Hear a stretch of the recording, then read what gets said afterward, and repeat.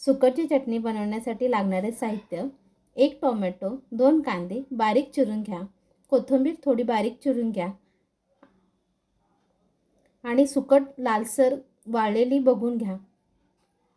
सुकट तव्यावर चांगली परतून घ्या, जास्त करपणार नाही याची काळजी घ्या. तेल गरम करून त्यामध्ये 2 बारीक चिरलेले कांदे तेलावर चांगले परतून घ्या. बारीक चिरलेला टोमॅटो हा देखील परतून घ्या. कांदा आणि टोमॅटो तेलावर चांगला परतून झाल्यानंतर थोडंसं मीठ, चवीनुसार मीठ, हळद,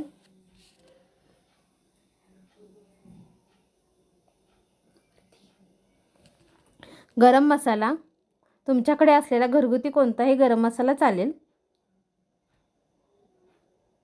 थोडीशी धणेपूड, जाडसर वाटलेली धणेपूड आणि सगळं मिश्रण चांगलं तेलावर परतून घ्या. त्यामध्ये कोल्हापुरी लाल तिखट घातलेलं आहे. तुमच्याकडे कोणतं लाल तिखट असेल ते तुम्ही घातलं तरी चालेल.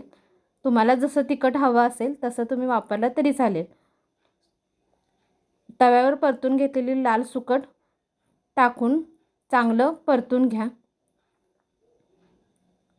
चटणीचं मिश्रण आणि कांदा हा चांगला सुकटमध्ये मिक्स व्हावा यासाठी वारंवार हलवून चांगलं परतून घ्या आणि पाण्याचा हबका देऊन सुकट चांगली मुरेल याची काळजी घ्या.